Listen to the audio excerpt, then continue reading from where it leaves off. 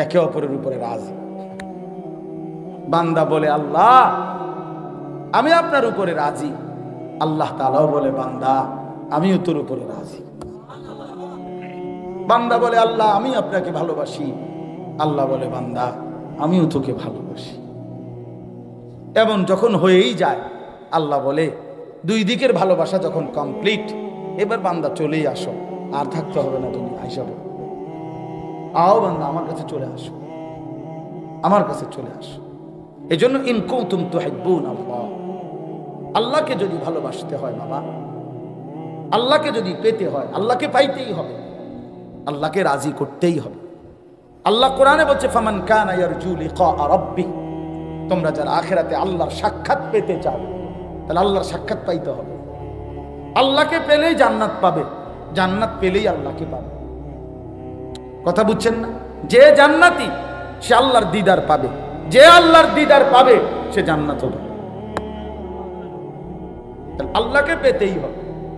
আল্লাহকে হারিয়ে পৃথিবী পেলে কিছুই পাওয়া হয় না।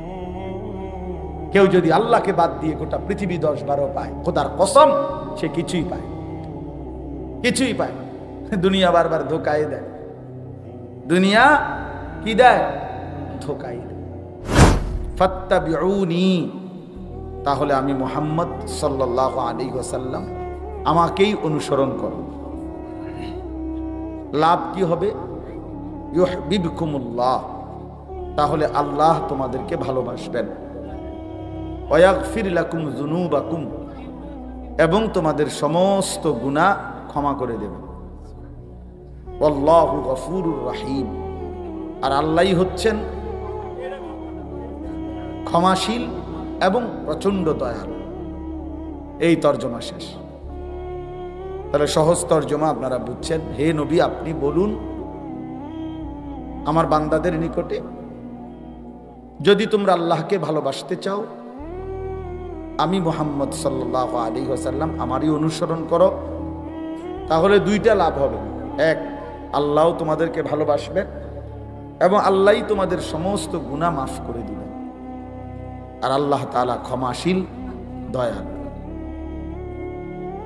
যেই দুইটা হাদিস পড়ছি নবী সাল্লাল্লাহু আলাইহি ওয়াসাল্লামের, প্রথম হাদিসটার অর্থ হলো আল্লাহ নবী সাল্লাল্লাহু আলাইহি ওয়াসাল্লাম ইরশাদ করেছেন, বুইসতু লিউতাম্মিমা মাকারিমাল আখলাক, আমি মুহাম্মদ আল্লাহর পক্ষ থেকে এই পৃথিবীতে আবির্ভাব হয়েছি, প্রেরিত হয়েছি, আগমন করেছি সমস্ত উত্তম সর্বোৎকৃষ্ট চরিত্রের সকল উত্তম গুণাবলীর পূর্ণতা দানের জন্য। উত্তম, উন্নত, সুন্দর, সুউচ্চ, সুমহান যত চরিত্র, আখলাক, এই সব কিছুর পূর্ণতা দান করার জন্যই আমি আল্লাহর পক্ষ থেকে প্রেরিত হয়েছি। অর্থাৎ আমার মাধ্যমেই আল্লাহ তাআলা সমস্ত আখলাক, সমস্ত চরিত্র, সমস্ত চলন বলন সব কিছুই পরিপূর্ণ করেছে। এই হলো প্রথম হাদিসের তর্জমা। দ্বিতীয় হাদিসের তর্জমা হলো আল্লাহ নবী সাল্লাল্লাহু আলাইহি ওয়াসাল্লাম বলেন, লা ইউমিনু আহাদুকুম, তোমাদের কেহ পরিপূর্ণ মুমিন হতে পারবে না, হাত্তা ইয়াকুনা হাওয়াহু তাবআন লিমা জিতু বিহি, যতক্ষণ না তার মনের ইচ্ছা, খেয়াল, খুশি, তার মনে যা চায় তার বিপরীতে আমি নবী যা কিছু নিয়ে এসেছি সেইটার পূর্ণ অনুসরণ না করবে। আমি রাসূল 23 বছরে আল্লাহর পক্ষ থেকে জীবনের সব ক্ষেত্রে, সকল ব্যাপারে, একেবারে বিন্দু বিন্দু, ছোট বড় সব ব্যাপারে আমি যা নিয়ে এসেছি আল্লাহর কাছ থেকে বলেছি, করে দেখাইছি। আমার সেই কর্ম, আমার সেই বক্তব্য, আমার সেই সমর্থন, অনুমোদন, এর অনুগামী, এর অনুসরণ যতক্ষণ পর্যন্ত তোমার মধ্যে পূর্ণ না হবে ততক্ষণ তুমি কেহই পরিপূর্ণ ঈমানদার হইতে পারবে। তাইলে এটা আল্লাহ নবী সাল্লাল্লাহু আলাইহি সাল্লাম বলেন যে উম্মত তোমার মনের চাহিদা কিছুই হইতে পারবে না। আমি রসুল যা নিয়ে এসেছি, যেটা যেভাবে বলছি, যেটা যেভাবে করেছি, সেই মতে যতক্ষণ তুমি নিজেকে পূর্ণ অনুসারী না বানাবে তাবান, ততক্ষণ পূর্ণ মুমিন হইতে পারবে না। এই কথাইটা আল্লাহ নবী সাল্লাল্লাহু আলাইহি ওয়াসাল্লাম আরো বহু হাদিসে বহুভাবে বলেছেন এই কথা। হাদিসের মধ্যে আছে আল্লাহ নবী সাল্লাল্লাহু আলাইহি ওয়াসাল্লাম বলেন, আলা ইন্না মা হাররামা রাসূলুল্লাহ ফাহুয়া মিম্মা হাররামা আল্লাহ। শোনো উম্মত, আমি রসুল আল্লাহর পক্ষ থেকে যা কিছু নিষেধ করেছি তা হুবহু ওই রকম যেরকমটা আল্লাহ নিষেধ করেছে। আল্লাহ নিষেধ করেছে, অতএব আমার নিষেধ আল্লাহ তাআলার নিষেধের সমমান। অর্থাৎ আমি নিজের থেকে কিছুই বলি না, আল্লাহ পাকের পক্ষ থেকেই বলেছি। তাহলে এবার দেখেন, কোরআনুল কারীমের আয়াতটার তর্জমাও শুনলেন, হাদিসটার তর্জমাও শুনলেন। বিবেকবান এবং আকলমান হলে, সামান্যতম বোধ বুদ্ধি বিবেচনা আকল দেমাগ যদি কারো থাকে, তো এই বাংলা তর্জমা দ্বারাই বুঝে নেওয়া সম্ভব। এতটুকু দিয়েই যথেষ্ট। বাস্তবিক অর্থে কোরআনুল কারীমই হেদায়েত, বাস্তবিক অর্থে নবী সাল্লাল্লাহু আলাইহি ওয়াসাল্লামের বক্তব্য কর্ম এটাই হেদায়েত। মানে কোরআন এবং সুন্নাহ এটাই হেদায়েত, এটাই জীবনের গাইডলাইন, এটাই পথ নির্দেশিকা, এটাই আমাদের মূল গন্তব্য আখিরাতে পৌঁছবার জন্য একমাত্র মাধ্যম। এই জন্য প্রথম কথা এটা মনে রাখতে হবে, কোরআন এবং সুন্নাহ এটা হুজুরদের কিতাব না, তাবিজের কিতাবও না, এটা কোনো ফু দেওয়ার জন্য না, এটা আসছে জিন্দেগি সাজাবার জন্য, জীবন গঠনের জন্য, আমারও আপনারও, যুবকেরও বৃদ্ধেরও, নারীদেরও পুরুষদেরও, ছোটদেরও বড়দেরও, কোলের বাচ্চা আর বুড়ো বাবা, সবার জন্যই এই কোরআন হেদায়েত। রাসূলুল্লাহ সাল্লাল্লাহু আলাইহি সাল্লামের সুন্নাহ জিন্দেগি, তার কথা, তার বক্তব্য, তার সমর্থন এবং তার কর্ম সবার জন্যই অনুসরণ। এইটা হলো প্রথম মনে রাখতে হবে। এই কথা যখন আমাদের জেহান থেকে চলে গেছে, ফলে আমাদের জিন্দেগি এলোমেলো হয়ে গেছে। আজকে এক ফ্যামিলিতে বাবা একজন, মা একজন, সন্তান 4 জন, কিন্তু প্রত্যেকের চিন্তা চেতনা, মেজাজ, চাল চলন, রুচি, লেবাস, পোশাক, স্টাইল বলা যায় সব ভিন্ন ভিন্ন। কারণ কেউই কোরআন এবং সুন্নাহকে নিজেদের মূল মানদণ্ড মানতে নারাজ।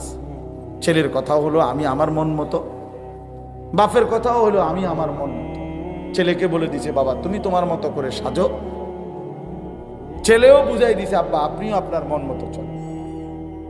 এই জন্য এই যে সবাই সবার মতো, স্বামী স্বামীর মতোই চলে, স্ত্রী স্ত্রীর মতোই চলে, ছেলেটা ছেলেটার মতোই, মেয়েটা মেয়েটার মতোই। এই যে বিচ্ছিন্নতা আমাদের ঘর, অথচ পরিবার মানে তো বন্ধন, পরিবার মানে তো হওয়ার কথা ছিল একই সুতোয় গাঁথা, একই চিন্তা চেতনা, মেজাজ, ফিকির, একই ভাবনা লালন করে, এরকমটা তো হওয়ার কথা ছিল পরিবার। কিন্তু বাপের চুল দেখেন আর ছেলের চুল দেখেন, আকাশ পাতাল ব্যবধান। ছেলে জানে না তার বাবার অনুসরণ কিভাবে, সে বলতেও পারে না এটা, বাবা একবারও ভাবেও না যে আমার সন্তানটা এমন চলে কেন, আমি মুসলমান আমার ছেলেটাও মুসলমান, অথচ তার চেহারা, সুরতে, লেবাসে, পোশাকে, গঠনে, চুলে, সবকিছুতেই ভিন্নতা, সবকিছুতেই ভিন্নতা। এটা বহুত বড় আফসোসের বিষয় বাপ, বহুত বড়। মায়ের বোরকার রং একরকম, জিয়ের বোরকার রং আরেক রকম। কেন এমন হয়ে গেল? কেন এমন হয়ে গেল? দাদির গায়ে বোরকা দেখা যায় কিন্তু নাতনির গায়ে বোরকা নেই। কেন এমন হয়ে গেল?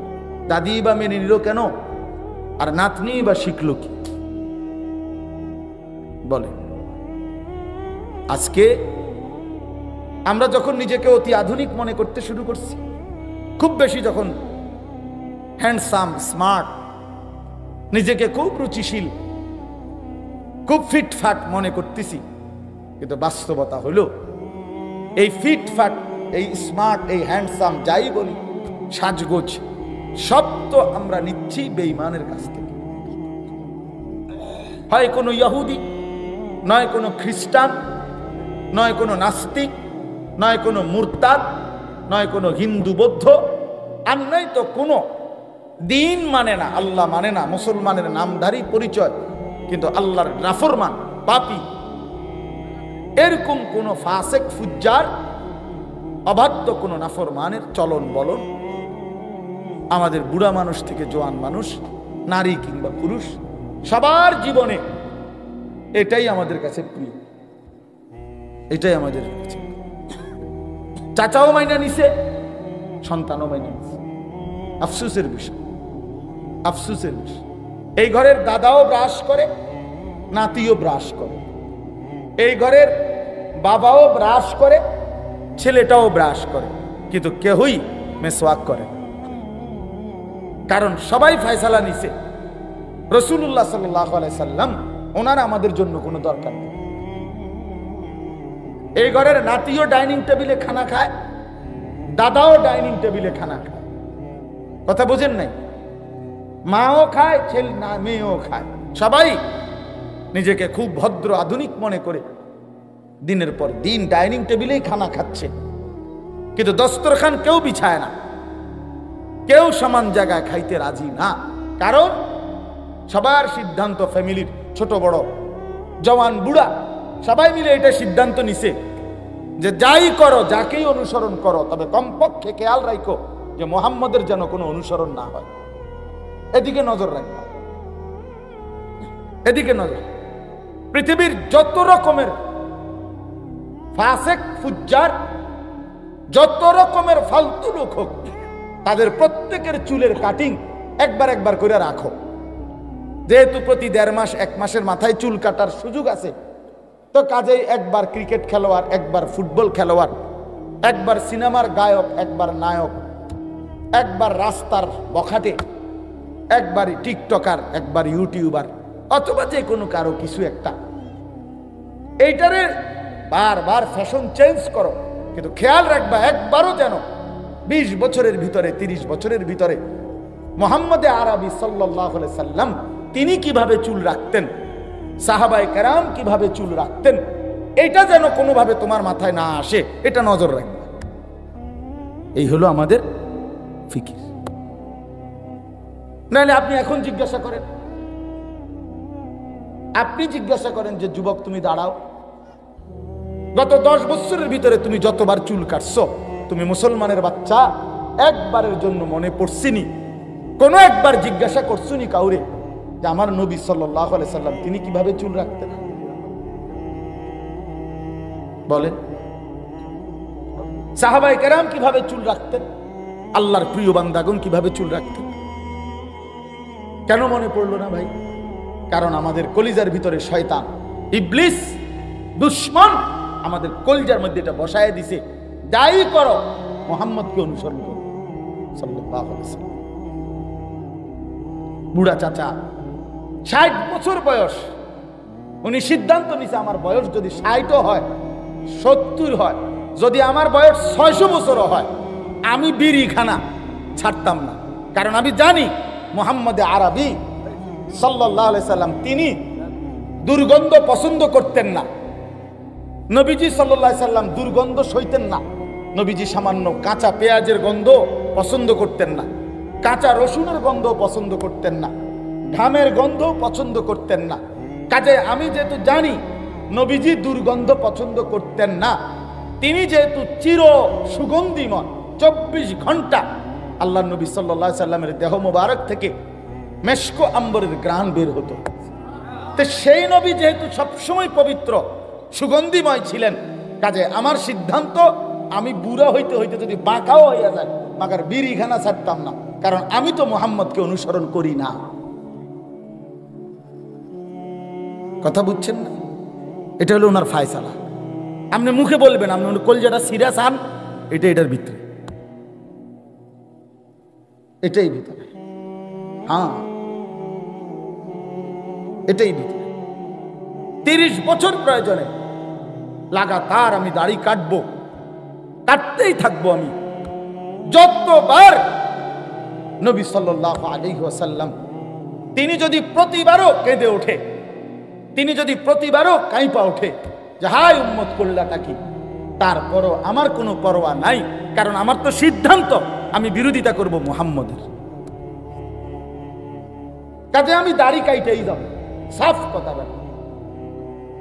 কোন মোল্লা কি বলছে, কোন মৌলবী কি বলছে, এগুলো আমার দেখার সময়। এই যে মানসিকতা, ভাইয়া বাবা, এ কেমন জিন্দেগি, এ কেমন জিন্দেগি, এ কেমন জীবন বলে? দিনের পর দিন, বছরের পর বছর সামান্য পেশাব করে টয়লেট বাথরুমের ঠিক মতো পবিত্রতা, টয়লেট পেপারটুকুও ঠিক মতো ব্যবহার করে না, পানি ব্যবহার করে না। অথচ নবী সাল্লাল্লাহু আলাইহি ওয়াসাল্লাম স্পষ্ট বলছেন, লা তুকবালু সালাতুন বিগাইরি তুহুর, পবিত্রতা অর্জন ব্যতীত কোনো নামাজ কবুল হয় না। নবীজি বলছেন, ইন্নাল্লাহা তাইয়্যিব লা ইয়াকবালু ইল্লা তাইয়্যিবান, নিশ্চয়ই আল্লাহ পবিত্র, পবিত্রতা ছাড়া তিনি কিছুই গ্রহণ করেন না। নবী সাল্লাল্লাহু আলাইহি ওয়াসাল্লাম বলছেন, আত-তুহুরু শাতরুল ঈমান, পবিত্রতা ঈমানের অংশ কিংবা অর্ধাংশ। নবীজি বলছেন, মিফতাহুস সালাতে আত-তুহুর, পবিত্রতা নামাজের চাবি। নবী সাল্লাল্লাহু আলাইহি ওয়াসাল্লাম এতভাবে বলছেন, কোরআনুল কারীমের মধ্যে আছে, কোরআনে আল্লাহ বলছেন, বান্দা তুমি যদি পেশাব করে, পায়খানা করে অথবা বীর্যপাত হওয়ার কারণে গোসলও ফরজ হয়, যদি তোমার পানি না মেলে, কোনোভাবে পানির ব্যবস্থা হচ্ছে না, প্রয়োজনে মাটি দিয়ে তায়াম্মুম করো, ফাতায়াম্মামু সাঈদান তাইয়্যিবা, মাটি দিয়ে তায়াম্মুম করো।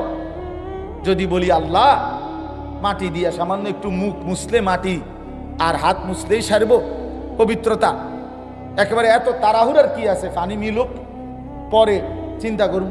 আল্লাহ তাআলা কোরআনে বলছে, বান্দা প্রয়োজনে মাটি দিয়ে হলেও পবিত্রতা অর্জন করো। কেন জানো? আমি আল্লাহ সারাক্ষণ আমার বান্দাকে পবিত্রই দেখতে চাই। ওয়ালাকিন ইউরিদু লিইউতাহহিরাকুম, আমি আল্লাহ চাই তোমাদেরকে পবিত্র দেখতে, পবিত্র দেখতে। আল্লাহ যেন বলে, বিশ্বাস করো বান্দা, তোমার শরীর নাপাক থাকুক, আমি এটা মোটেই পছন্দ করি না, আমার একদম ভাল লাগে না, এটা একদম ভাল লাগে। তুমি পেশাব করে পানি নিবা না, টয়লেট পেপার ব্যবহার করবা না, তুমি এরকম অপদার্থ, এরকম ফালতু, এটা তো আমি কোন মুসলমানের জন্য আমি আল্লাহ এটা পছন্দই করি। যে আমার বান্দা, আমার মুমিন, আমার ইমানদার বান্দা, ওই এরকম ফালতু হবে কেন, ওই এত বাজে হবে কেন, এরকম হবে কেন? আজ আমাদের সন্তানদের নিজেরা ফ্যাশন মানে কি, সারাক্ষণ চুল এটারে মাথার মধ্যে এটারে কোন রকম একটা কাটিং বানায়, এটারে শুধু ঘুরা, মানে এর চাইতে বড় ছাগলামি আমি অনেক চিন্তা করে দেখছি, মানে এর চাইতে বড় প্রতিবন্ধিতা আর কিছু হইতে পারে না। যে নিজেই বড় রাইখা, নিজেই এটারে বিকট বিদ খুঁটে আফ্রিকান জঙ্গলের মতো কোন প্রাণীর মতো চুল বানায়, আবার নিজেই এটারে একবার এদিকে ফিরায়, একবার, আমার কাছে মনে হয় এ প্রতিবন্ধী, তার মানসিক সমস্যা আছে, সে সুস্থ না, স্বাভাবিক না। আপনি পরীক্ষা করে দেখেন। তাহলে তুমি বাড়াইয়া দিলা এনে, আবার তুমি এটা ফিরাও কেন, আর ফিরাইলে এটা বাড়াইলা কেন? কথা বোঝেন নাই আমার? এটা যে তো তোমার অসুবিধাই করতে আছে, তো এটার আগে কাটতে লাও। আর যদি বলে না অসুবিধা করে না আমার, তো এটারে ফিরাও কেন প্রত্যেকবারে? এটার ব্যারামটা কি তা তোমার? একজন ভাই যুবক উত্তর দাও ভাই, দেও এখন বলো যে কি কারণ হবে, বা এটারে ফ্যাশন বলে যে হাতের এমনি লারণ চুল লারণ। এটা পৃথিবীর, আমরা হুজুরদের বই বাদ দেন, স্কুলের কলেজের ইউনিভার্সিটির পৃথিবীর কোনো গবেষকের কারো কোনো বইতে কথা আছে যে গবেষণায় প্রমাণিত হয়েছে একটি যুবকের সৌন্দর্য ফুটে ওঠে যখন সে চুল বারবার পিছনের দিকে বাড়ি মারে? এরকম কোনো তথ্য আছে কি না কোথাও? থাকলে আমার জানার দরকার। বলেন না, কিরে বাপ বলেন। পাগলামিরও তো একটা সীমা আছে। বোকা বুঝি এত বোকা হয়, নির্বোধ বুঝি এত নির্বোধ হয়। আল্লাহ নবী সাল্লাল্লাহু আলাইহি ওয়াসাল্লাম স্পষ্ট বলছে, আল মুমিনু গিররুন কারীম, মুমিন সাদাসিধা হয়, মুমিন ভদ্র হয়। আরেকটা আজীব সুন্দর কথা বলছে নবীজি, লা ইয়াখদাউ ওয়া লা ইউখদাউ, মুমিন ধোঁকা দেয় না কাউকে।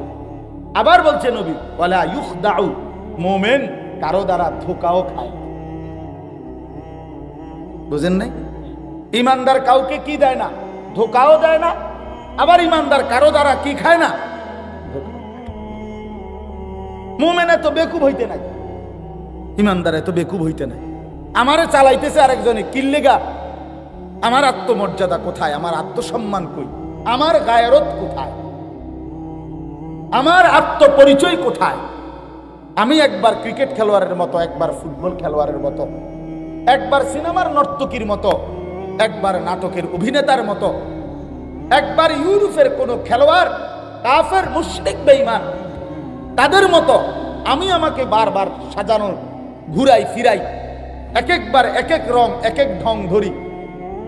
এই ছলনাময়ী এক এক সময় এক এক রং ধরে, এ তো মুমিনের সিফাত হইতে পারে না, এটা তো ইমানদারের পরিচয় হইতে পারে না দোস্ত। এই জন্য বাবারা আপনাদেরকেও বলি, প্রত্যেকেই আগে এই কথা বুঝেন। কত আচ্ছা, এইটা দয়া করে বুঝেন আগে। আমি এই জন্য বলছি, আগে দিল থেকে আমার কথাটা যারাই শুনতেছেন মনোযোগ দিয়ে শোনেন। কয়জন শুনেন আমার এই নিয়ে কোনো টেনশন নেই, কয়জন পাত্তা না দিলেও আমার কোনো সমস্যা না। আমি একজন শুনবো, কেউ না শুনলে আমারটা আমি কইয়া যাই, আমার সব কিছু কোনো সমস্যা, এই জন্য চিন্তাও করি না। জনপ্রিয়তার ধোঁকা, আসমানওয়ালা গ্রহণ করা, সেটা হলো সফলতা। কথা বোঝেন নাই? জনপ্রিয় ঠিক আছে সব, কিন্তু মালিক নিল না, আল্লাহ তাআলা গ্রহণ করলেন না, তো কি ফায়দা? কি ফায়দা? এজন্য দয়া করে আমরা প্রত্যেকে ইনসাফের সাথে আগে এই কথাটা বুঝেন ভাইয়া।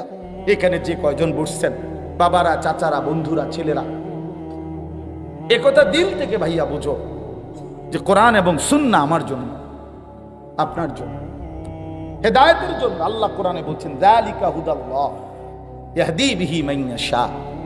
আল্লাহ নিজে বলছে, শোনো বান্দা, এই কোরআনই হচ্ছে আমি আল্লাহর পক্ষ থেকে হেদায়েত। ইয়াহদি বিহি, খোদার কসম আল্লাহ বলছে, আমি কেবল এই কোরআন দ্বারাই যাকে ইচ্ছে করি হেদায়েত দিয়ে থাকি, হেদায়েত দিয়ে থাকি।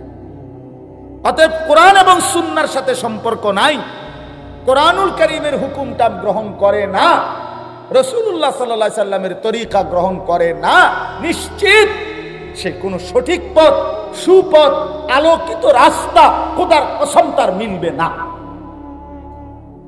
তুমি ফইরা থুবাই এলাও, তুমি ফইরা থুবাই এলাও, কোনো অসুবিধা নাই। আটলান্টিক মহাসাগরে যত পানি, তোমার জ্ঞান আমরা দোয়া করি তার চাইতে বেশি হোক, কোনো সমস্যা নেই।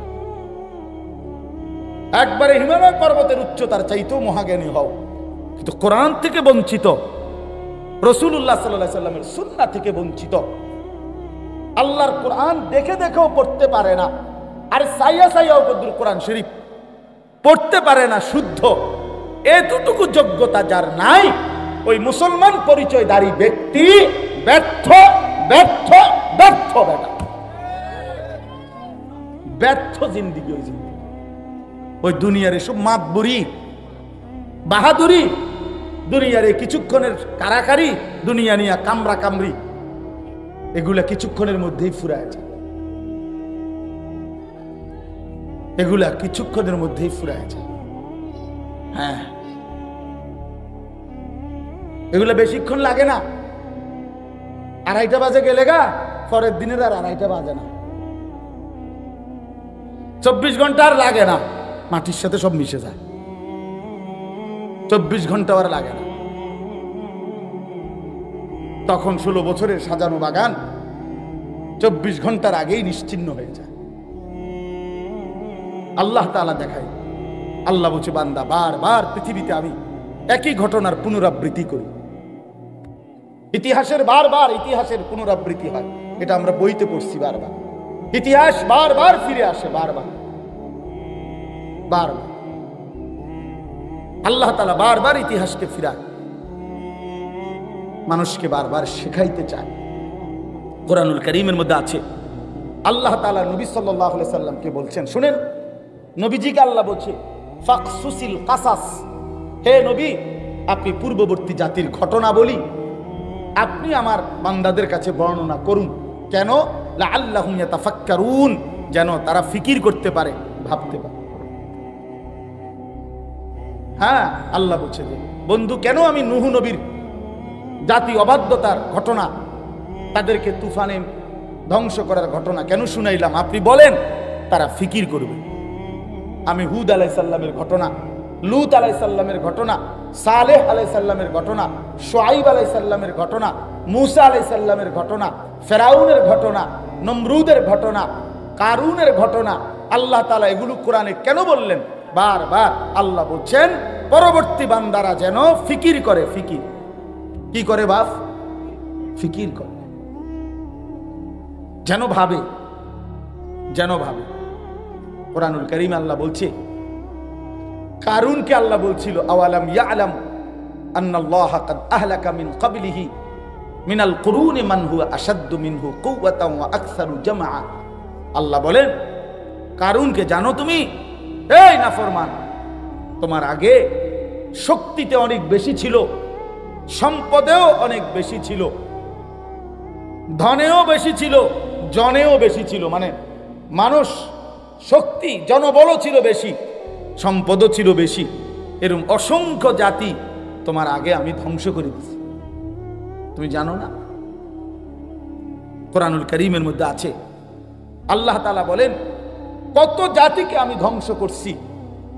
ও দুনিয়াবাসী, তোমরা তাদের কবরস্থানে গিয়ে কান পাইতা শোনো, একটি নড়াচড়া বা একটা নিঃশ্বাস তাদের শুনতে পাও কিনা। দেখবা যে কোনো আওয়াজ নাই, কোনো নিঃশ্বাসের ধ্বনিও নাই। আজ তারা নিশ্চিহ্ন, পৃথিবী থেকে নিশ্চিহ্ন তারা। বৃষ্টি বেশি হলে মসজিদে দেওয়া যেত না? মসজিদটা তো অনেক সুন্দর, বড় সড়ো জায়গা আছে। মসজিদের ফিকির রাখেন যেন মসজিদের পরে তো এই যে আওয়াজ তাইলে এখনই উঠতেন না, উঠতেন না। আগে বীজ জ্বালাম না, কিন্তু বীজ এর অসুবিধা কি? এটা তো ফানিয়ে না পড়ে, মধু তো আর পড়তো না, তার অসুবিধা কি? কিচ্ছু হইতো না। ভিজলে কি হয়েছে? ভিজলে কি মানুষ মরে যায় না? তাইলে আর ভিজা, মানে কোনো বৃষ্টির পানিতে ভিজা, এটা কোনো শর্মের বিষয় নেই যে আয় হায় রে বেজ যদি রে ভিজা গেছে একদম, এমন তো লজ্জার কিছু না, তো আর শর্মের কি? এই জন্য আমরা আপনাদের কাছে আমি আপনাদের কাছে এই কথাটা বুঝাইছি। আমি পরে আয়াতের ব্যাখ্যা করার আগে মূলত এই কথাটাই বুঝাইতে চাইছিলাম। কোরআন এবং সুন্নাহকে বাদ দিয়ে আল্লাহর কোরআন এবং রাসূলুল্লাহ সাল্লাল্লাহু আলাইহি সাল্লামের সুন্নাহ, এই দুইটাকে বাদ দিয়ে কোন মুসলমান মুমিনের জীবন সুন্দর হয় না, আলো পায় না, পথ পায় না, গন্তব্য হয় না, মঞ্জিল খুঁজে পায় না, সফল হয় না। এই জন্য আপনাদের কাছে আমি অনুরোধ করলাম, দয়া করে প্রত্যেকে, জোয়ান বুড়া, আবারও অনুরোধ করছি, আল্লাহর কোরআন এবং রাসূলুল্লাহ সাল্লাল্লাহু আলাইহি সাল্লামের সুন্নাহর দিকে আপনাকেও ফিরিয়ে আনেন, আপনার পরিবারকেও ফিরিয়ে আনার চেষ্টা করেন। তাইলেই সফলতা, তাইলেই মুক্তি। এইবার চলেন আমরা মসজিদে যাই, এরপরে বাকি কথা ইনশাআল্লাহ আবার।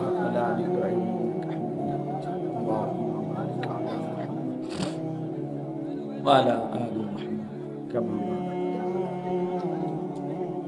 তাহলে আমাদেরকে এই প্রথম যদি আমরা এই সিদ্ধান্তটা নিতে পারি যে বাস্তবিক অর্থে আমাদের হেদায়েত, আমাদের সৌন্দর্য, আমাদের জীবন চলার পথ নির্দেশনা, আমাদের মঞ্জিল, আমাদের গন্তব্য, আমাদের সফলতা, কামিয়াবি, কৃতকার্যতা সব কিছুতে কোরআন এবং সুন্নাহর উপরে, এই কথাটা যদি আমরা আসলে বাস্তবতা হলো এটা যদি দিলে আমরা নিতে পারি, বিশ্বাস করেন এরপরে সহজ সহজ, এটাই বাস্তবতা। এক যুবকের মাথায় যখন, একজন নওজোয়ান ছেলের মাথায় যখন ইউরোপীয় কারো কালচার তার কলিজার মধ্যে বসে, সে যত কষ্ট করে হোক সে তার মতোই নিজেকে সাজায়। বহু কষ্ট করে হইল টাকা জমাইয়া ওই জামা, ওই শার্ট, ওই প্যান্ট, ওই রকম চুলের স্টাইল বানাইতে চেষ্টা করে। এই এক এক ছেলে পেলের, মুরব্বীরা তো জানেও না, এক এক ছেলে পেলের এই চুল ডিজাইন করতে এখন সেলুনে 500-1000 টাকা, আর তার চাইতে বেশি টাকা লাগে। ওই 10 টাকার চুল কাটেন না, এটা আরো অনেক টাকা বেশি লাগে। তাহলে সে লম্বা সময় সেলুনের মধ্যে দিয়া তারপরে অনেক টাকা খরচ করে সে নিজেকে এই ফ্যাশনেবল বানায়। এরপরে প্রথম কাজ হলো মোবাইলে একটা ছবি তুলে বিভিন্ন আইটেমে ফেসবুকে দিচ্ছে এবং অন্যান্যদেরকে আহ্বান করতেছে, কমেন্টস করে জানাবেন কেমন লাগতেছে। অন্যান্যরা অসাধারণ, দারুণ, এগিয়ে যান, সাব্বাস, সেরকম, হ্যাপি, এই একটা না একটা কইতে আছে, আর উনি ভাল লাগতেছে ওনার কাছে। এই শেষ, খালাস, এই এতটুকুই, আর কিচ্ছু। তো আমি বলতে চাচ্ছি, কলিজার মধ্যে যার কথা মানুষের জাগে, ভিতরে জমে, সে তার মতো নিজেকে সাজায়। আমাদের আরবিতে বলে আয-যাহিরু উনওয়ানুল বাতিন, আরবি একটা প্রবাদ, যে মানুষের অন্তরের প্রতিচ্ছবি, অন্তরের ঠিকানা, মানে অন্তরের বহিঃপ্রকাশ জাহের, বাহ্যিক চেহারা। মানুষের অন্তরে কি আছে এটা চেহারা দেখে, শরীর দেখে আন্দাজ করা যায়। যেমন আমরা সহজে বলি, আমরা মানুষের চেহারার দিকে তাকাই, এই বলি ভাই কি অবস্থা, মনটা খারাপ না? অথচ মনটা ভিতরে, কিন্তু সে তার চেহারা দেখে আন্দাজ করতেছে ভিতরটার মধ্যে, মনটার মধ্যে কোনো কষ্ট আছে, পেরেশানি আছে। এই জন্য চেহারার মধ্যে বিষণ্ণতার ছাপ। আবার চেহারার দিকে তাকাই এই মানুষ বলে, হ্যাঁ খুব রঙে আছো মনে হয়, খুব ফুর্তিতে আছো মনে হয়, বুঝা গেল ভিতরে তার কোনো খুশি আছে, এটাই চেহারার মধ্যে প্রকাশ পাচ্ছে। তাহলে এই জন্য ভাই এটাই সত্য, এটাই বাস্তবতা। মানুষের বাহ্যিক সাজগোজ, কথাবার্তা, আচরণ, উচ্চারণ, চাল চলন, লেনদেন, বিশ্বাস করেন এই বাহ্যিক এটা দেখেই প্রমাণিত হয় তার ভেতরে কার জায়গা, আল্লাহ রসুলের জায়গা নাকি বেঈমান মুশরিকের জায়গা, এটা বুঝাই যায়, এটা বুঝাই যায়, আন্দাজ করা যায়। আপনি বলতে হবে, আপনি বলতে হবে, এটা এমনিতে অনুভব করা যায়। এই জন্য আমি আপনাদের কাছে অনুরোধ করছি, মুরব্বীরাও, জওয়ানেরাও, মা বোনরাও, সবাই মিলে আপনারা আগে এই কথাটা, আজকে একদিনের ওয়াজের জন্য না বাপ, এই কথাটা দিলের মধ্যে আগে আনেন যে বাস্তবিক অর্থে আমরা মুসলমান, আমরা মুমিন, আমাদের জন্য আমাদের কোরআনী আদর্শ, আমাদের রসুলের জিন্দিগি আমাদের আদর্শ, এর মধ্যেই আমাদের সৌন্দর্য, এর মধ্যেই আমাদের সফলতা, এর মধ্যেই আমাদের কামিয়াব। দুনিয়ার সৌন্দর্য এখানে, আখিরাতের সৌন্দর্য এখানে। আমাদের প্রিয় নবী সাল্লাল্লাহু আলাইহি ওয়াসাল্লাম, মনে করেন আমরা যদি তাকে অনুসরণ করি, তাহলে এর চাইতে সুন্দর সাজগোজ, চলন বলন, চেহারা, আচরণ, উচ্চারণ, সকল কিছু খোদার কসম পৃথিবীর আর কোনো ব্যক্তি, গোষ্ঠী, কারো কাছে প্রিয় নবী সাল্লাল্লাহু আলাইহি সাল্লামের চাইতে উত্তম সৌন্দর্য, দুনিয়ার বিভিন্ন সকল বিষয়েও নবীজির চাইতে সৌন্দর্যময় আর কারো মধ্যে ছিল না, কিয়ামত পর্যন্ত আসবেও না। তিনি সবচেয়ে সুন্দর। তিনি হাসলেও সুন্দর, তিনি কাঁদলেও সুন্দর, তিনি হাঁটলেও সুন্দর, তিনি বসলেও সুন্দর, তিনি কথা বললেও সুন্দর, তিনি চুপ থাকলেও সুন্দর। সাহাবায়ে কেরাম অপলোক না হন তাকিয়ে তাকিয়ে নবীজির চেহারা মুবারকের সৌন্দর্য দেখতেন। নবীজির একজন মহিলা সাহাবী হযরত উম্মে সুলাইম, আনাস রাদিয়াল্লাহু তাআলা আনহুর মা উম্মে সুলাইম রাদিয়াল্লাহু তাআলা আনহা, উনি একদিন পূর্ণিমার চাঁদের রাতে ওনার বাড়ির উঠানে নবীজি দাঁড়িয়ে আছেন। এই অবস্থায় পূর্ণিমার চাঁদ একবার নবীজি সাল্লাল্লাহু আলাইহি সাল্লামের চেহারা মুবারক একবার দেখতেছিলেন, একবার উপরে একবার নিচে। আল্লাহ নবী সাল্লাল্লাহু আলাইহি ওয়াসাল্লাম বললেন, উম্মে সুলাইম তুমি কি দেখছো? তখন তিনি বললেন, ইয়া রাসূলুল্লাহ, আল্লাহর কসম আমি দেখছিলাম পূর্ণিমার ওই চাঁদ বেশি সুন্দর নাকি আপনার চেহারা মুবারক বেশি সুন্দর। ফাওয়াল্লাহি লা আনতা আহসানু ইলাইয়া মিনাল কামার, আল্লাহর কসম আমি সিদ্ধান্ত দিলাম আপনি আমার কাছে আকাশের ওই পূর্ণিমার চাঁদের চাইতেও অনেক বেশি সুন্দর, অনেক বেশি সুন্দর। আপনি সুন্দর, আপনি অনেক সুন্দর। এক সাহাবীকে জিজ্ঞেস করছে, আপনি বলেন তো নবীজি কেমন ছিলেন? তিনি বললেন, আমি বলি শোনো, নবীজি ছিলেন এমন যাকে একবার দেখলে আবার দেখতে মন চায়, দ্বিতীয়বার দেখলে প্রথমবারের চাইতে আরো সুন্দর বলে। যত তারে দেখি, যত তারে দেখতাম, ততই প্রতিবার আগের বারের চাইতে আরো বেশি সুন্দর, নতুন নতুন মনে। আরেক সাহাবীকে বলছে, আপনি বলেন নবীজি কেমন ছিলেন? ওই সাহাবী বলছেন খাসিমুল ওয়াজ। তিনি বলেন, শুনো, নবীজি সাল্লাল্লাহু আলাইহি সাল্লাম এমন ছিলেন যার প্রত্যেকটা অঙ্গ আলাদা আলাদা যদি দেখো তাইলেও সবচেয়ে শ্রেষ্ঠ সুন্দর, আবার সারা দেহ মুবারক একসাথে দেখলেও সবচেয়ে শ্রেষ্ঠ সুন্দর। প্রতি অঙ্গেও তিনি সেরা, সারা অঙ্গেও তিনি সেরা। তার চোখও সেরা, নাকও সেরা, তার হাসিও সেরা, তার কান্নাও সেরা, আবার তার পুরা দেহ, পুরা অবয়ব সেটাও সবচেয়ে সুন্দর। এইভাবে বহু হাদিস আছে। নবী সাল্লাল্লাহু আলাইহি সাল্লামের এক এক সাহাবী নবীজির এমন বর্ণনা দিছেন, পাগল করা বর্ণনা, কলিজা ছিঁড়া বর্ণনা। হযরত হাসান ইবনে সাবিত রাদিয়াল্লাহু তাআলা আনহু, তিনি একদিন মিম্বরের মধ্যে দাঁড়িয়ে নবীজির সামনে, নবীজি সাল্লাল্লাহু আলাইহি সাল্লাম উপস্থিত, এই অবস্থায় নবীজির দিকে তাকিয়ে কবিতার আকারে বলছেন, ওয়া আহসানু মিনকা লাম তারা কাত্তু আইনি, হে নবী আপনার চাইতে সুন্দর আমার এই দুই নয়নে আমি আর কাউকে দেখিনি। এরপরে বললেন, কেন দেখি নাই জানেন? ওয়া আজমালু মিনকা লাম তালিদিন নিসাউ, কারণ আপনার চাইতে সুন্দর কোন মা, কোন বাচ্চাই কোনো দিন প্রসব করে, এমন সুন্দর কোন বাচ্চাই এই জমিনে আর মায়ের পেট থেকে প্রসব হয় না। খুলিকতা মুবাররাআম মিন কুল্লি আইব, আপনাকে আল্লাহ তাআলা সমস্ত ত্রুটি থেকে পবিত্র করেই বানিয়েছেন। কাআন্নাকা কাদ খুলিকতা কামা তাশাউ, এটার অর্থ তো আরো সুন্দর। তিনি বলেন, যেন আল্লাহ আপনাকে বানিয়েছেন আপনার মনের মতো করে। এই কথার দুই অর্থ, হয় আল্লাহ নিজে মনের মতো করে আপনাকে সাজিয়েছেন, অথবা যেন আপনাকে সাথে নিয়েই আপনাকে সাজিয়েছেন। এত সুন্দর ছিল। এরকম কত বলবো সাহাবায়ে কেরামের বর্ণনা। সাহাবায়ে কেরাম কাছে থেকে নবীজিকে দেখছে। আমরা হাদিসে পড়ছি, বাবা নবীজি সাল্লাল্লাহু আলাইহি সাল্লামের চুল দাড়ি পাকছে, সাহাবীরা এইটা পর্যন্ত গুণে রাখছে যে নবীজি সাল্লাল্লাহু আলাইহি সাল্লামের ইন্তেকাল পর্যন্ত সর্বমোট 20টা চুল দাড়ি, 20টা গুণা গুণা পাকছে, সাদা হয়েছে। মানে কি নজর সাহাবীদের যে কয়টা চুল পাকছে। মুহাম্মদে আরবির সাহাবীরা এটা পর্যন্ত প্রিয়তমের গুণে গুণে রাখছে। এত নজর দিতেন, এত এভাবে তাকায় থাকতেন, এভাবে তাকায় থাকতেন।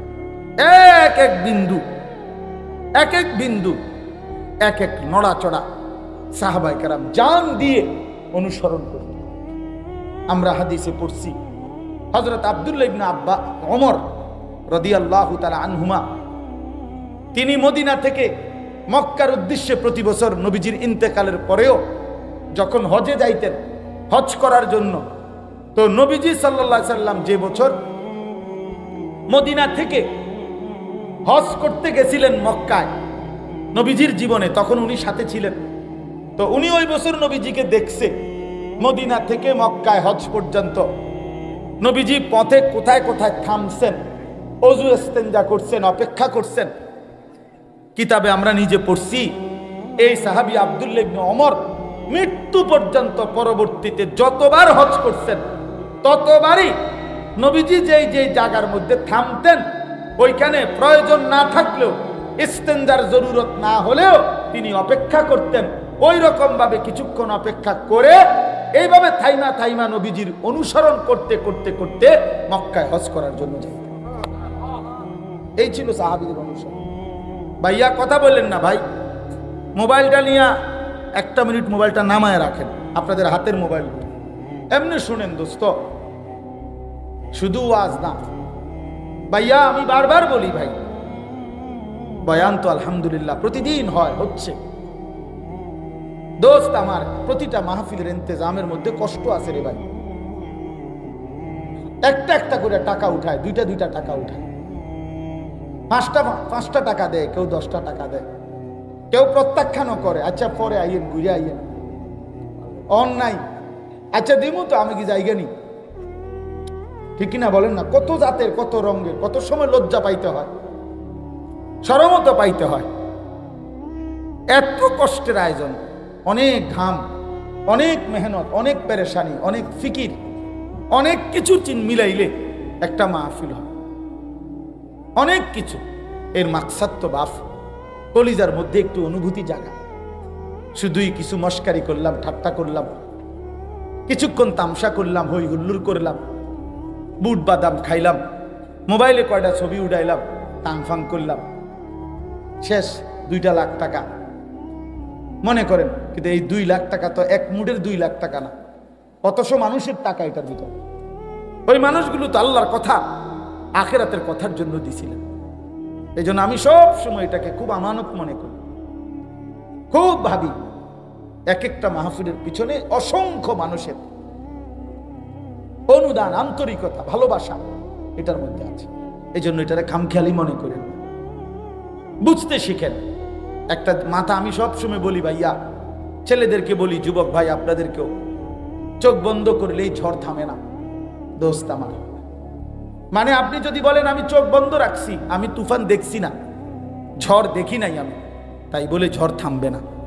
তার মানে আপনি মাথা নোয়া ফেললেই, আপনি যদি বলেন আমি খেয়াল করলাম না আর কি, হুজুরের কথা পাত্তা দিলাম না আর কি, ওলামায়ে কেরামের কথা গুরুত্ব দিলাম না আর কি, খোদার কসম বন্ধু, এই কারণে আখিরাতের বিচার, কবরের শাস্তি বন্ধ হবে না।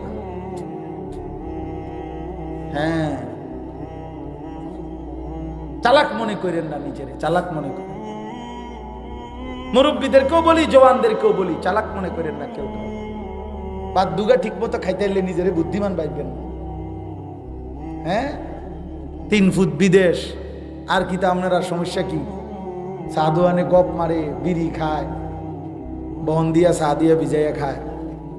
বা গপ কি, এক একজন গপের ছুটে দোহানের বাকি মানুষ কাঁপে। উনি বিশাল বেটা, সফল উনি, ওনার 3 ফুট বিদেশ, বাইক বিল্ডিং করে ফেলছে, ফার্নিচার সব কিনা হয়ে গেছে, বাজার সদাই করে আরামসে খাইতেছে, মাশাআল্লাহ। মানে চাচার ফুর্তি। দুনিয়াতে যে জন্য আসছিলাম, আমার দুনিয়াতে আসা সার্থক। আসছিলাম 3টা ফুট বিদেশ পাঠাইতাম, আল্লাহর রহমতে 10 জনের দোয়ায় ফুট বিদেশ পাঠাইছি, মেয়েগুলারে বিয়া দিছি, বাইক বিল্ডিং করছি, নিমসারের লগে কত জায়গা লইছি, ব্যাংকেও আল্লাহর রহমতে কয়টা টাকা জমছে। বাহ, কামিয়াব চাচা, আমনে কামিয়াব, আমনে সেরে গেছে, উনি কামিয়াব। উনি এখন মানে ওনার ভাবসাব এমন, আমার আর কোনো কাজ নাই পৃথিবীতে, আমি আসছি যে উদ্দেশ্যে দুনিয়ায়, আমার দুনিয়া অর্জন হয়ে গেছে। নাউজুবিল্লাহ, না রে বাপ, যদি জিজ্ঞাসা করি ছেলেগুলো নামাজ পড়ে তো? ছেলের বউরা পর্দা করে তো? মেয়েগুলো পর্দা করে তো? স্ত্রী পর্দানশীল? আপনার ফ্যামিলির মানুষ যতজন সকলে আল্লাহর কোরআন পড়তে পারে তো? ফজরের নামাজ সবাই পড়ে তো? এটা হিসাব দেন, এটা হিসাব দেন। আল মালু ওয়াল বানুন জিনাতুল হায়াতিদ দুনিয়া। রব্বুল আলামিন বলেন, মাল এবং সন্তানাদি শুধুই কেবল দুনিয়ার জীবনের সৌন্দর্য, শুধুই দুনিয়া মাটির উপরের অংশ। ওয়াল বাকিয়াতুস সালিহাতু খায়রুন ইনদা রাব্বিকা সাওয়াবান ওয়া খায়রুন আমালা। আল্লাহ বলে, যদি বান্দা আখিরাত আর পরকাল থেকে কোনো প্রতিদান পেতে চাও, আমি আল্লাহর কাছে কিছু যদি আশা করো, তাইলে সেটা কেবল as-salihat, নেক আমল, বন্দিগি দেখাও, গোলামি দেখাও, সেজদা দেখাও, সুন্নাতের অনুসরণ দেখাও, আমার বন্ধুর ইত্তেবা অনুসরণ দেখাও। এইটা হলো সফলতা। কুরআনুল কারীমে আল্লাহ বলেন, ফামান যুহজিহা আনিন নারি ওয়া উদখিলাল জান্নাতা ফাকাদ ফাজা। আল্লাহ বলে, শোনো বান্দা, জাহান্নাম থেকে যাকে মুক্তি দেয়া হলো, জান্নাতে প্রবেশ করানো হলো, খোদার কসম আল্লাহ বলেন ফাকাদ ফাজা, সেই কেবল সফল হলো। ওমাল হায়াতুদ দুনিয়া ইল্লা মাতাউল গুরুর। আর শুনে নাও বান্দা, দুনিয়ার জীবন সে কেবলই ধোঁকা, ধোঁকা, ধোঁকা, সব ধোঁকা। ওমা হাদিহিল হায়াতুদ দুনিয়া ইল্লা লাহবুন ওয়া লাইব। আল্লাহ বলে, বান্দা শুনে নাও, দুনিয়ার জীবন শুধুই কেবল তামাশা, শুধুই খেলাধুলা। ওয়া ইন্নাদ দারাল আখিরাতা লাহিয়াল হায়াওয়ান। আর আখিরাতের ঘর জান্নাত, সেটাই কেবল জীবন। লাহিয়াল হায়াওয়ান অর্থ জিন্দেগি, বেঁচে থাকার সার্থকতা, জীবনের সার্থকতা যখন মিলবে জান্নাত। লাউ কানু ইয়ালামুন। আল্লাহ বলেন, হায় বান্দা, যদি বুঝতা, এটা যদি বুঝতা বান্দা ভালো হতো, কিন্তু বুঝলা না। বুঝলা হুদা বাতের থালা, ভাত, ভাত কতটি খাইতে সফল। খাট পালং সোফা ফার্নিচার, চাকরি ব্যবসা, আয় রোজগার, দালান বিল্ডিং, এটাকেই তোমরা সফলতা মনে করো। গাররাতকুমুল হায়াতুদ দুনিয়া। আল্লাহ বলছে, দুনিয়া তোমাদেরকে ধোঁকা দিল। দুনিয়া বহুজনকেই ধোঁকা দিছে। তুমি দুনিয়ারে খুব কামড়াইয়া ধরছিলা, দুনিয়ারে টাইট করে ধরছিলা। তুমি সয়েল টেস্ট রিপোর্ট করে একেবারে বুয়েটের ইঞ্জিনিয়ার দিয়া বিল্ডিং এর মজবুতির জন্য যেন তুমি কোনোদিন না মরো, যেন কোনোদিন তোমার এই ঘর থেকে বাহির না করে, এই জন্য খুব হেভি হেভি করে পাইলিং কইরা এরপরে বিল্ডিং বানাইছো। এভাবে দুনিয়ারে তুমি আঁকড়াইয়া ধরতে চাইছিলা। দুনিয়া সত্যি সত্যি একদিন একটা লাথি মাইরা তোমারে কবরে ফালাইয়া দিয়া বলবে, বেঈমান, আমি যদি থাকতে দিতাম তাহলে তো তোর দাদারেও থাকতে দিতাম, তোর বাপেরও থাকতে দিতাম, তোর পূর্বপুরুষকেও থাকতে দিতাম। আমি কাউকে থাকতে দেই নাই, কেউ মরতেও চায় নাই, তোরে থাকতে দেব কেন বেঈমান? কে তোরে বোকা বানাইলো? কে তোরে ধোকা দিল? তুই কেন আমারে আঁকড়াইয়া ধরলি? দুনিয়া তুই জানো না আমি এখানে কাউরে থাকতে দেই না? আমার দাদা মরলো কেন? বেকুবা ছিল এই কারণে। কথা বলেন না কেন মিয়া? আমার দাদা মরলো কেন? বেকুবা ছিল দেখে নাকি? আমার বাপ মরলো কেন? বেউকুফা ছিল এই কারণে না? আমনে সালাক, আমনে মরতেন না, মরতেন না। যুবক, তোমার জওয়ানি শেষ হইতো না। তুমি কি ভাবছ এ সবসময় শরীর এরকম টান টান সুঠাম মজবুত দেহ থাকবে না? এমন হবে না আর কোনোদিন। ওই বুড়ো মুরব্বী, বুড়ো মানুষ, ওই চাচা দাদা, তাদের মতো ঢিল রাডা শরীর আর হবে না।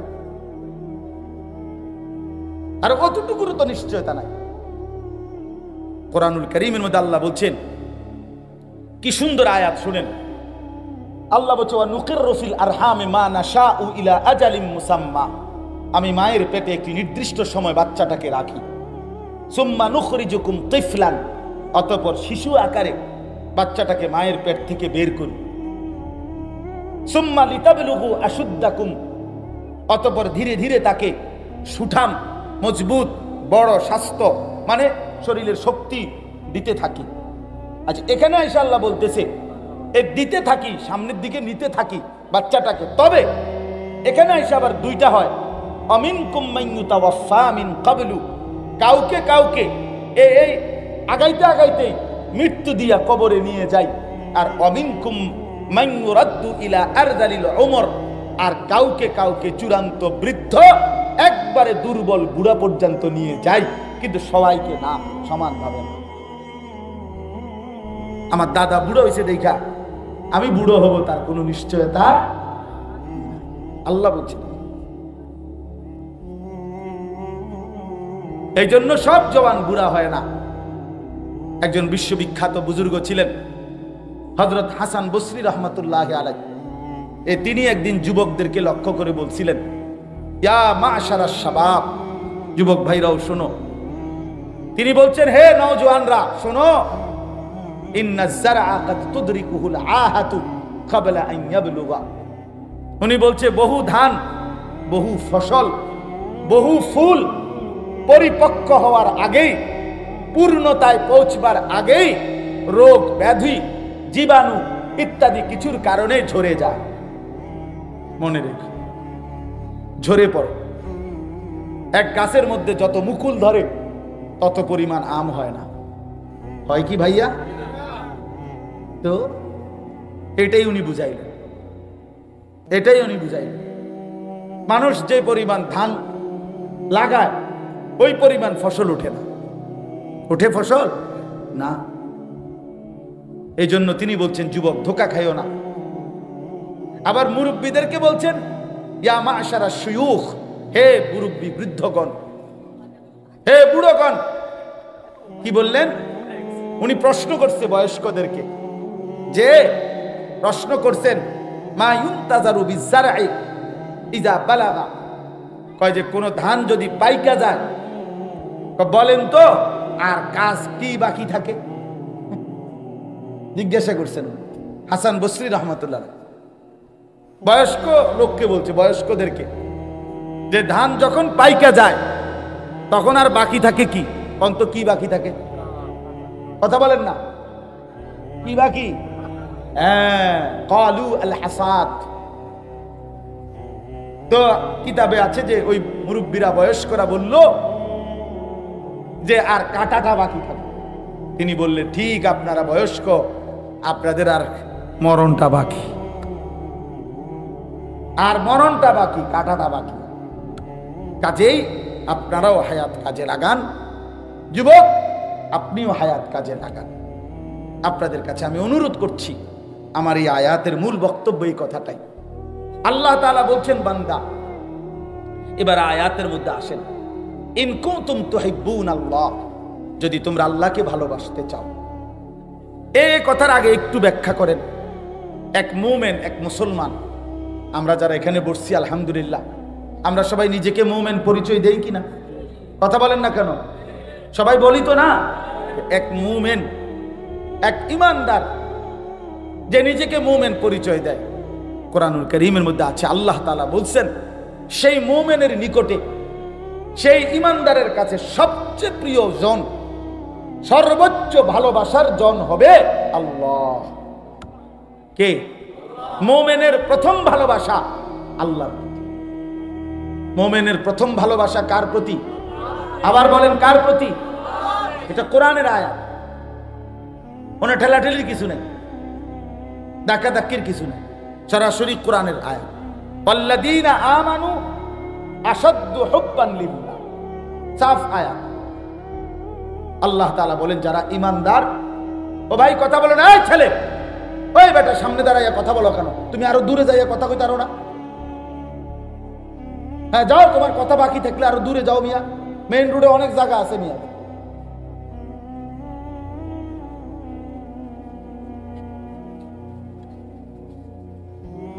কি আশ্চর্য বিবেকহীন বেটা।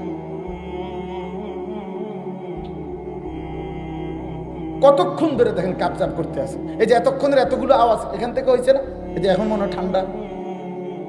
কি অর্থ আছে এটা? তুমি ওখানে বুট বাদামের দোকানে কত ফালতু মানুষ ঘুরতে আছে, অনে না ঘুরবা গিয়া। এটা তো জীবনের নিয়মে, আমরা তো প্রতিনিয়ত বুঝি এটা। আসমানওয়ালার ফয়সালা ছাড়া এই কলিজার ভিতরে একটি শব্দ ঢোকেও না, এই জবান একটি কথা বলতেও পারে না। আলো পাবে কে? রবের ফয়সালা যার উপরে সে। গন্তব্যের সন্ধান পাবে কে? আখিরাতের মঞ্জিল খুঁজে পাবে সে। রব্বে করিম ফয়সালা করবেন যার জন্য। এটা শুধুই আল্লাহর ফয়সালা। আবু তালেবকে আপনারা শুনছেন না? নবী সাল্লাল্লাহু আলাইহি সাল্লাম কি পরিমাণ আহাজারি করছে কালেমা পড়াইতে। 38 বছর নবীজির, 38 বছর অভিভাবক, 12 বছর থেকে 50 বছর নবীজির যখন বয়স, এই 38 বছর নবীজির অভিভাবক ছিল আবু তালেব। সুখে দুঃখে বিপদে আপদে আগলাইয়া রাখছে নবীজিকে, কিন্তু ঈমান আনে না। শেষ বয়সে শেষ মুহূর্তে ইন্তেকালের পূর্ব মুহূর্তে নবী সাল্লাল্লাহু আলাইহি সাল্লাম খুব বেশি আহাজারি করছে। চাচা কালেমাটা পড়েন চাচা। আবু তালেব বলছে না, পড়ব না, আমি বেইজ্জতি হবো মানুষের কাছে। আল্লাহ নবী সাল্লাল্লাহু আলাইহি সাল্লাম বললেন, চাচা তাইলে কানে কানে বলেন, আমি কেউরে কোনোদিন দুনিয়াতে আর বলবো না, শুধু হাসরের ময়দানে বলবো, আল্লাহর সামনে সাক্ষী দেব আমার চাচা কালেমা পড়ছে। কয় না, শূন্য লাগবে মানুষ, বলবো না। আল্লাহ নবী সাল্লাল্লাহু আলাইহি সাল্লাম চোখের পানি ফেলতে ফেলতে বললেন, চাচা তাইলে কমপক্ষে আমি বলি কালেমাটা, আমনে কদ্দুর শুধু মুখটা নাড়ে, ঠোঁটটা নাড়বেন। ওফ, কি পরিমাণ আবদার করছে। আবু তালেব বলছে না, ঠোঁটও নাড়তাম না। তখন আল্লাহ নবী সাল্লাল্লাহু আলাইহি সাল্লাম, আমরা নিজে পড়ছি, আল্লাহ নবী সাল্লাল্লাহু আলাইহি সাল্লাম বলে, চাচা আপনি ঈমানবিহীন মরলে আগুনের মধ্যে পুড়বেন, আমি কেমনে সহ্য করবো চাচা। এই তখন আবু তালেব একটা সাংঘাতিক কথা বলছে, আমাদের সবার জন্য এটা শিক্ষারে ভাই।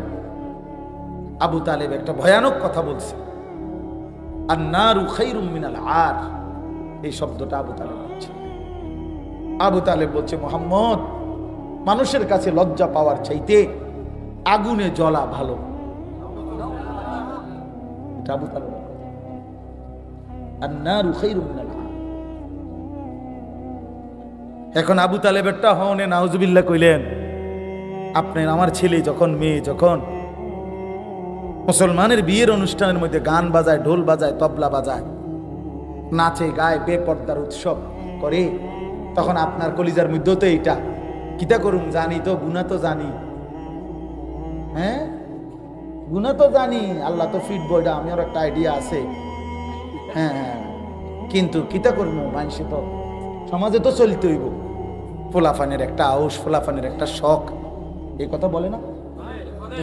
এই কথার ওই কথার মধ্যে তফাৎ কি বলে? এই কথার ওই কথার মধ্যে পার্থক্য যে বুঝি তো বুঝি। অনেক দেখবেন অনেক মানুষ আছে সালাহাক, মানে মাতালারে যে এমন সালাহ, বুঝি কথাটি বালায় কয়, হুজুররা আমরা লাগে কয় কথা ঠিক, পারি না, পারে না।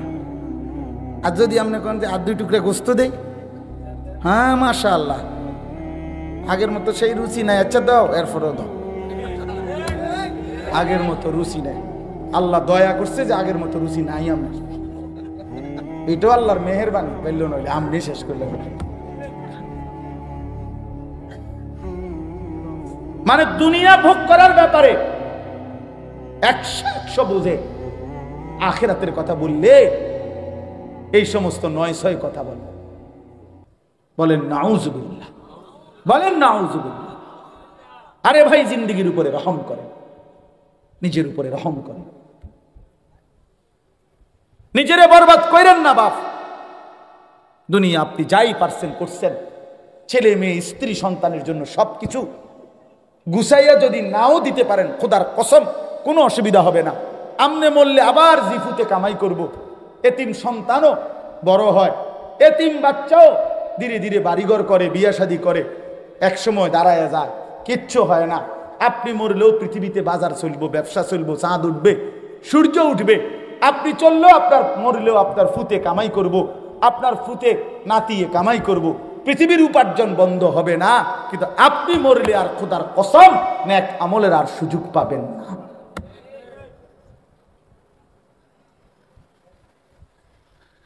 খামখেয়ালি করেন না, খামখেয়ালি করেন,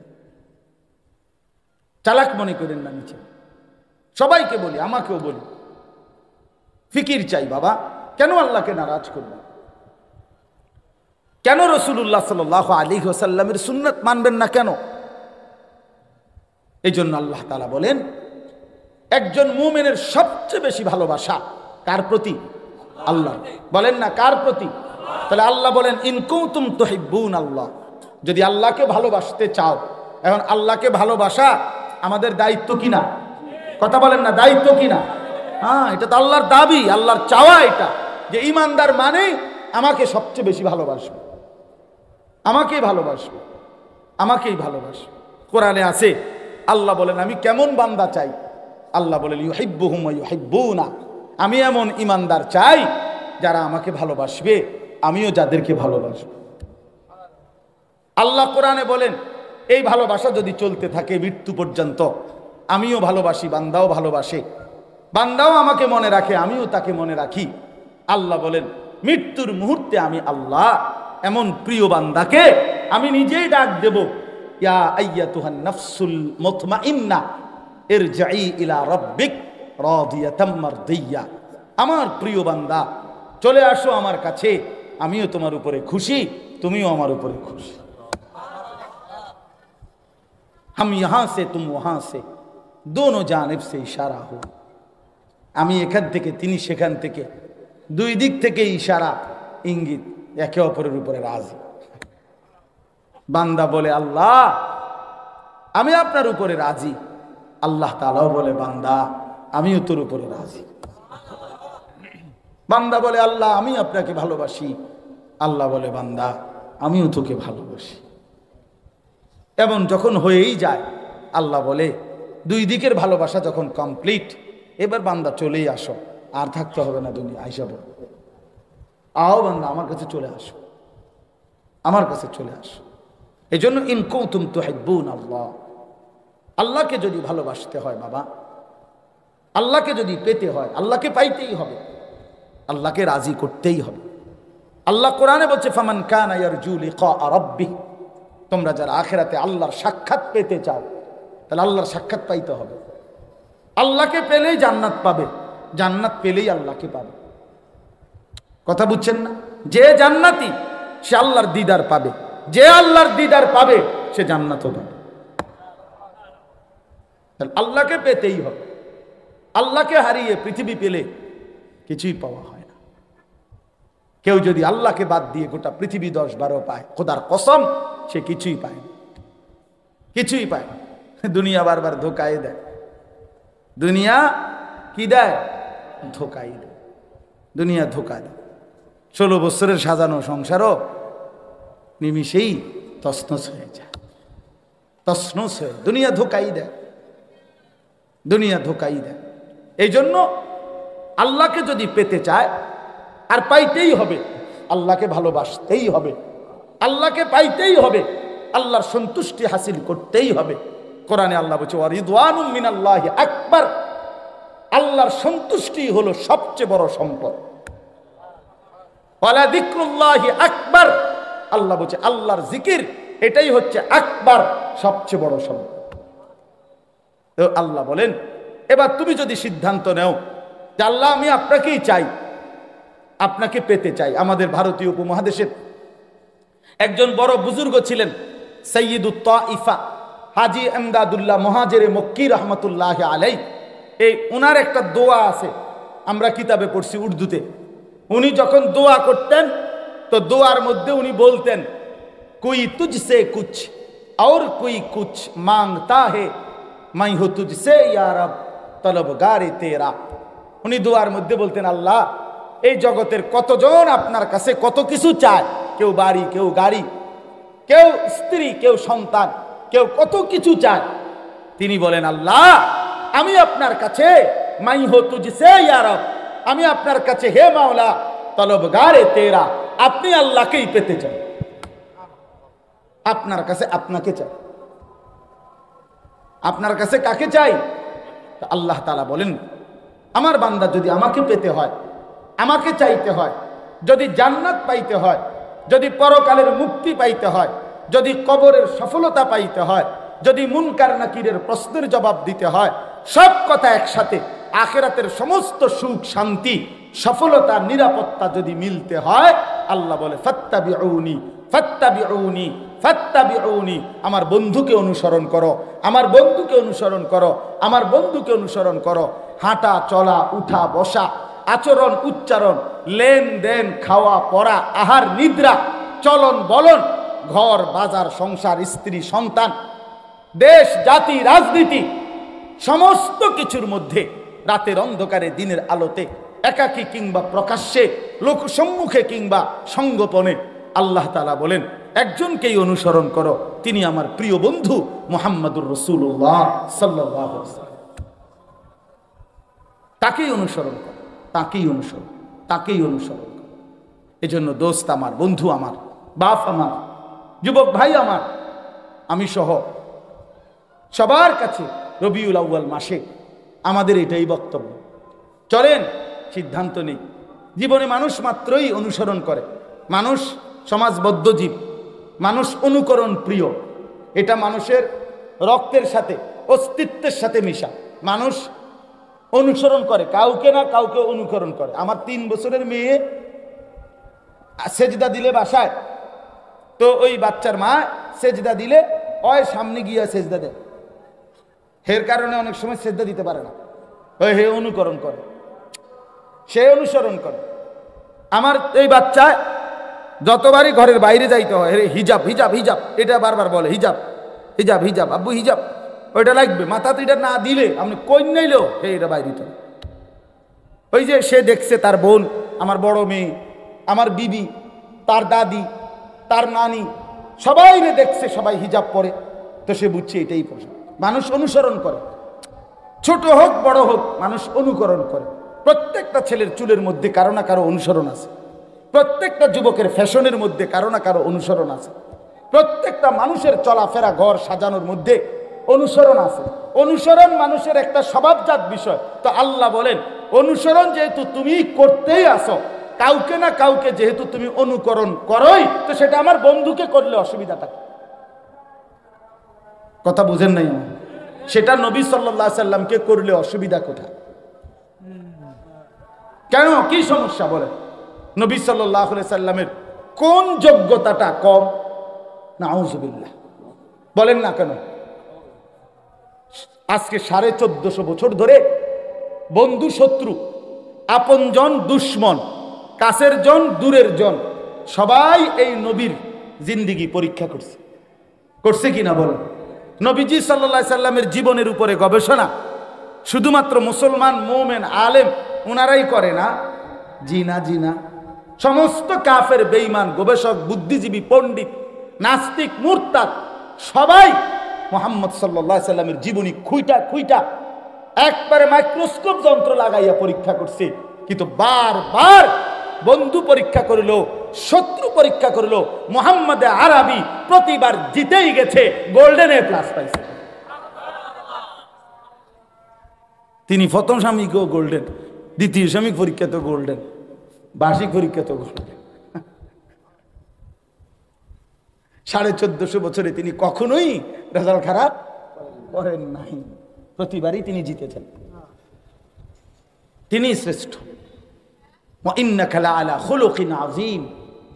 আল্লাহ বলছে বন্ধু আপনাকে আমি চরিত্রের সর্বশ্রেষ্ঠ উপমা করে পাঠিয়েছি।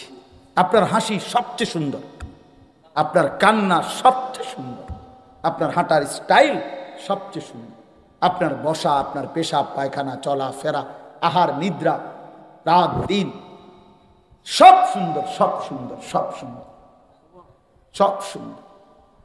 এজন্য নিয়ত করেন রাসূলুল্লাহ সাল্লাল্লাহু আলাইহি ওয়াসাল্লামের অনুসরণ, অনুকরণ, সুন্নাতের ইত্তেবা আমরা করব ইনশাআল্লাহ।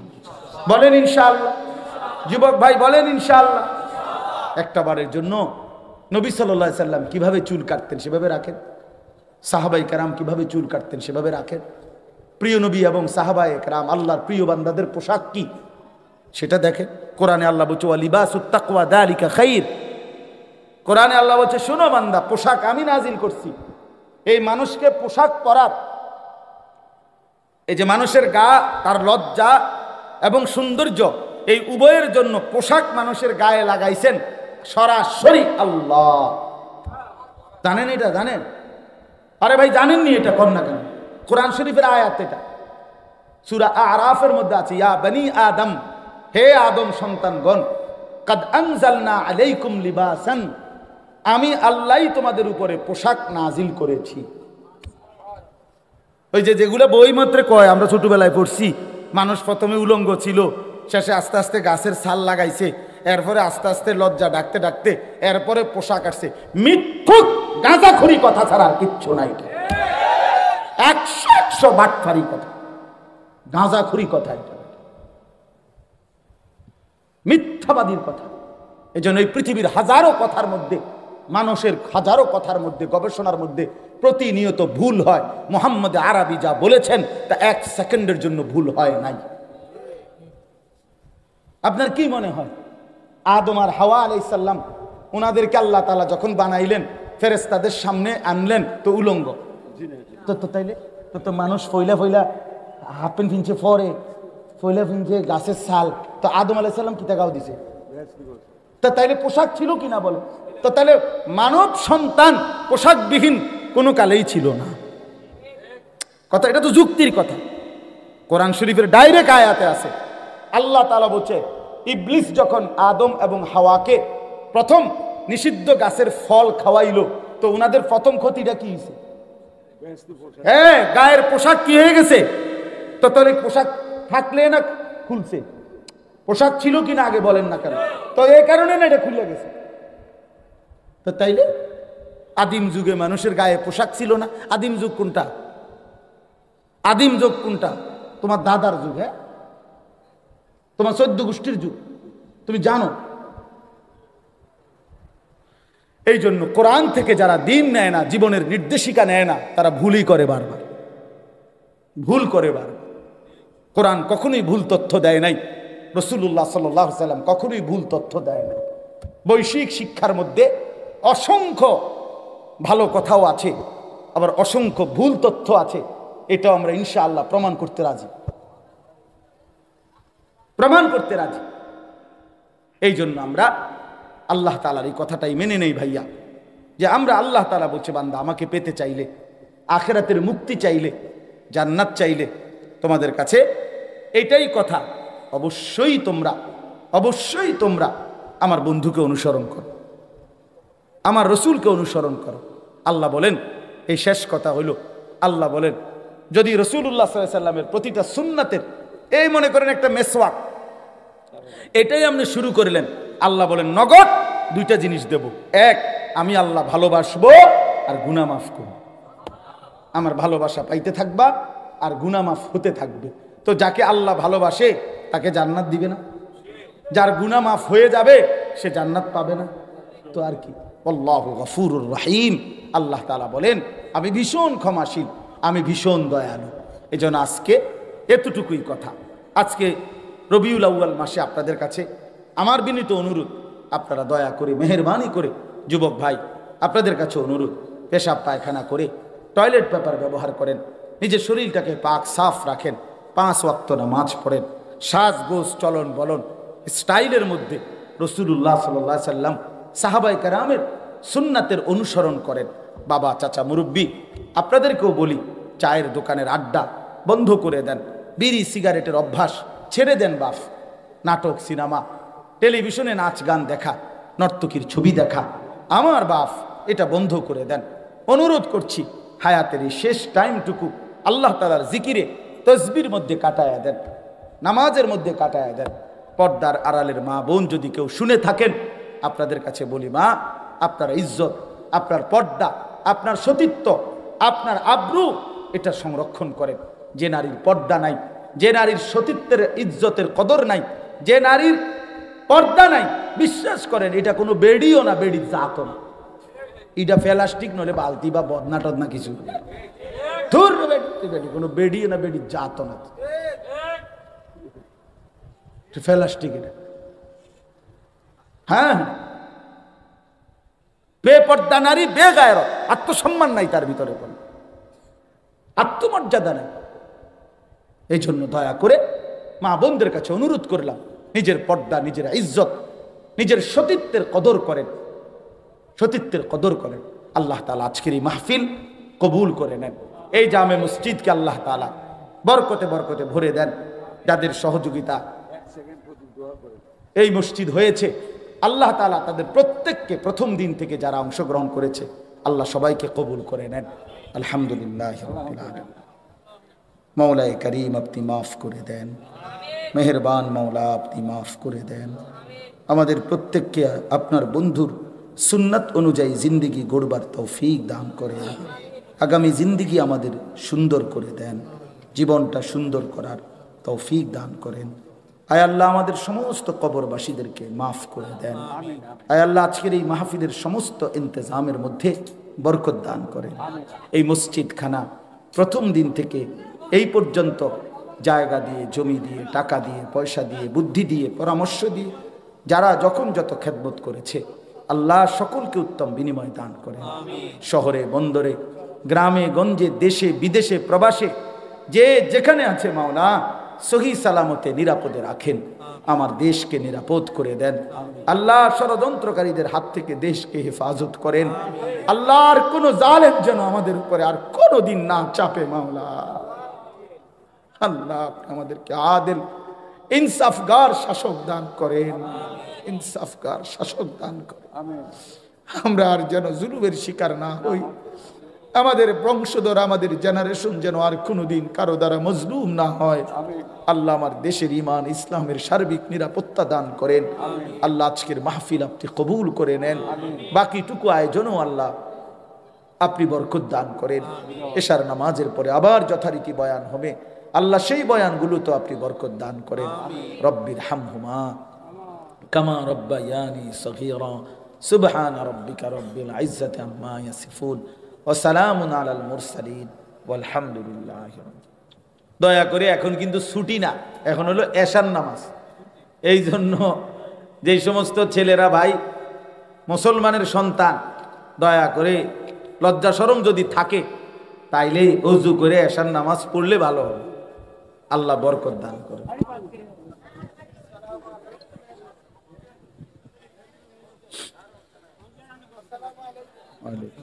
না না আমি ওখানে যাবো, এখনই চলে যেতেছি।